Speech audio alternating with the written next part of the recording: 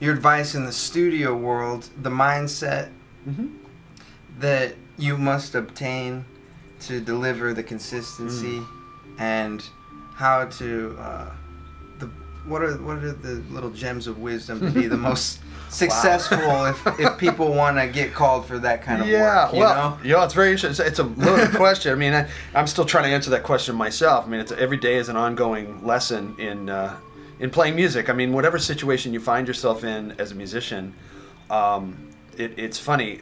One thing I've learned over the years is that every experience I've had, no matter how humble or humiliating those musical experiences, I found that they've taught me lessons that I've been able to put to use in other situations. And I think one of the most important things to keep in mind with an ever-changing world and ever-changing demands on what our instrument does or what we decide to make it do, I think it's important to focus first and foremost on being focusing on your life in general, but in terms of music, I think to me it's always striving to be the best musician you can be, and to explore things that maybe you didn't think you would explore as a musician, and leaving a little room for something to pursue that's new, and I think that with when you sort of incorporate change into your everyday life, I think that helps you to adapt to any more situations. Hello, and welcome to the 12th episode of Bone Masters, where we get to meet living trombone legends, hear them play, have master classes, and talk about music. This week we feature the wonderfully talented Alex Iles in his second appearance ever on Bone Master. And as a freelance musician, I don't really even call myself a studio musician. I'm a freelance musician. Right. I play lots of different kinds of music in lots of different settings, whether it's live or in a studio or in a concert hall or whatever it might be, in a pit orchestra, whatever, or a funeral, a church job, whatever those things are. They're all sort of, to me, part of the same big pastiche of what I call my so-called career. And I think that there are certain universals that are important for people who do that kind of variety of work to keep in mind and to remind themselves of. Somebody told me, I took some lessons with Bill Green, who's a woodwind player in Los Angeles for many years. He was a legendary woodwind player and a really nice man. We played in Louis Bellson's big band. He had really helped a friend of mine learn to play trumpet better. And I was like, he was a woodwind player. What did he do? And I asked my friend, I said, what did he do to help you with your trumpet playing? You're sounding so good. He said, just take a lesson with him. And I did. I took a couple lessons with Bill, and he was very interesting. He talked a lot about more general musical ideas and more general practice ideas that could be applied to any instrument, any kind of music, which was great. And I found it very useful. One of the things he said is, I was just starting to work a little bit when I came to him. And he said, I see you're doing some stuff around town. That's good. He said, just remember, every day, do something, whatever it is, do something that puts you back in touch with the reason you took up that instrument. And it was it sort of surprised me, and I didn't know quite what it meant. It took a few years for that to really soak in, but it's proven to be so true. And to me, the thing that attracted me to music in general was how people, when I was a little kid, how people would get in a room and all do different things, play different instruments, but kind of do one thing together. And it was almost like it almost seemed like an accident. It was so cool how we'd all sort of come together, playing different instruments, having different things to do, but we all sort of had to agree and make music together. And to me, that's one of the things I love about music. So hopefully I try to do that if I can with other people. It's important, but also just loving the sound and the experience of playing the trombone for me. I always try to play some music that I really feel strongly about myself, or try to create some music that's important to me. Yeah. And not necessarily think in terms of practicing for a gig necessarily, but practicing for the sake of music, which is what I was thinking before I thought about gigs or money or making a living or any of that stuff. So you try to sort of get back to that place. And it's hard sometimes because we're so pressured to have to say, what do I need to do this gig? Or what do I need to do to get called by this person or to impress so-and-so? It's so easy to go there, but if you just stay true to the thing that drew you to that instrument, I think it helps you to sort of do those things it sort of becomes a secondary result. Keeps you grounded. Yeah, that's an easier way to say it. That's very true. So I that's a challenge because we are under, especially once you start, as you start making a living and doing all these things, you have all these deadlines or responsibilities as a musician to do, and if you have certain gigs coming up, you might be thinking about those and practicing for those, which is okay, but I think you have to think beyond that. And the great players I've observed, I've tried to really observe the thinking and the practice habits of players I really respect. Yeah. And some of it's to do with music and some of it's not. But the things that seem consistent is their desire to look beyond the job. Always to think of music as a capital M word, not just the thing that they do for a living. It's something more important to them than just doing the technical details of their instrument and the technical details of getting work or whatever that might be, which I've never fully understood myself. I always feel I never know why I get called for a job, and I don't really know why I don't. There are times when I think, wow, that would have been something I would have loved to have done, but I didn't get called for it, but oh well. You have to sort of take that. It's hard sometimes because sometimes there are things around that you would love to do that you don't get to do. And then there are things that somehow you end up there and you go, wow, this is...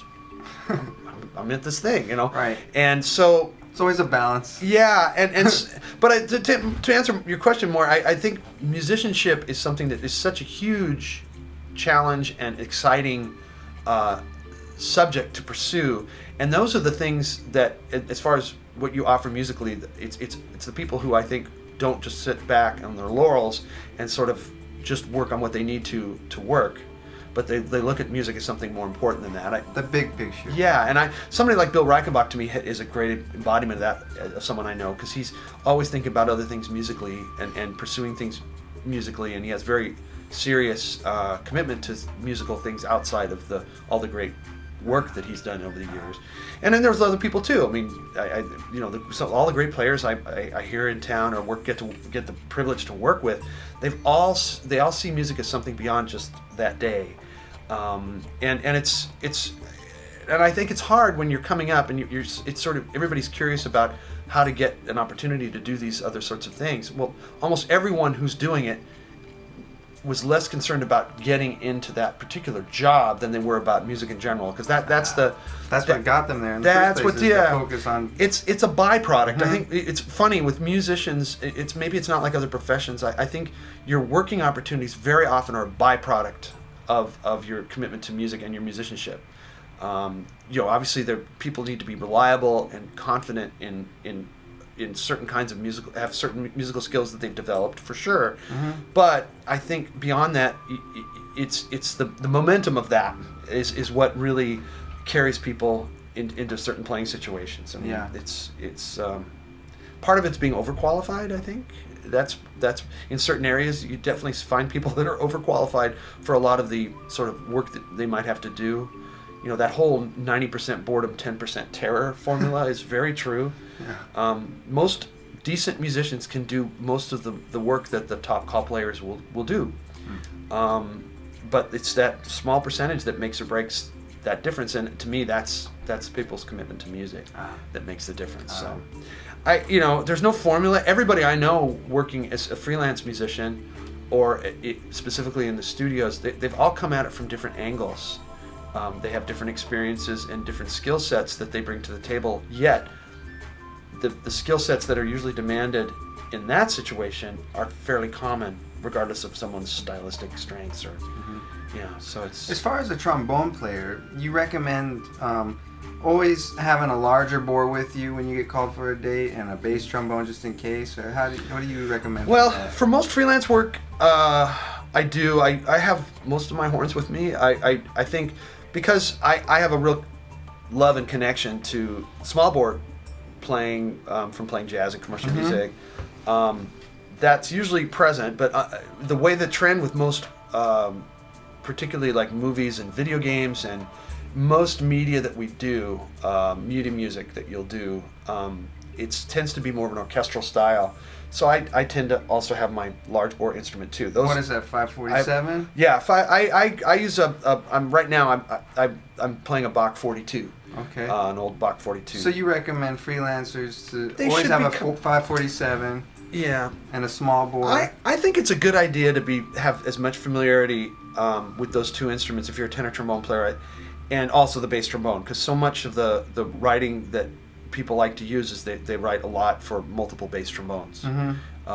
Very often, if you're third out of a 4 trombone section, there's a good chance you're going to be playing bass, and there's a very good chance that you're going to be playing bass on one of the other chairs too. So bass trombone competency, beyond being a competent bass trombonist, not a competent tenor trombone player who plays competent bass trombone. That's another thing we can talk about. Yeah. This idea of doubling. Anyway, we'll come back to that. But the idea with bass trombone is to have it ready to go and be competent enough to be able to call yourself a bass trombonist, whatever that is, a professional level bass trombonist. In your mind, you commit to that as best you can, and that's really important. You can't be a liability on the bass trombone. But and there have been some really, really great tenor trombone sort of specialists that have hurt themselves, I think, in certain situations because they weren't as ready that day on a regular basis with the bass trombone.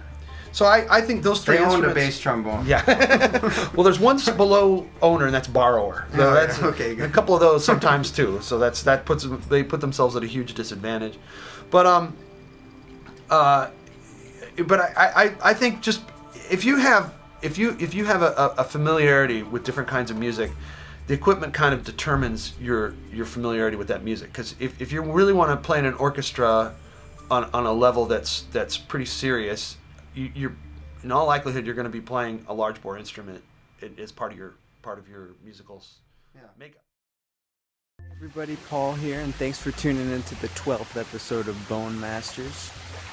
Thank you, Alex. Wow, always full of wisdom. The next episode, I believe, will feature Bob McChesney. This is going to be the last one for the year, and I'm working on a few other projects that I'm excited to unleash. I will let you know what's going on with them momentarily. I want to thank my patrons. I want to thank BAC Music. To get involved as a patron, you get your name on the end credits of these videos. It's patreon.com/Paul the Trombonist. Working on a series called Music Masters, which is going to be like Bone Masters, but featuring everyone in the music industry. I'm doing a couple other little things that are going to be rolling out. So I want to thank you so much, and you have a great year. And I believe this will be uploaded on Christmas, so Merry Christmas. And remember, you can tune a piano, but you cannot tune a fish. Take care.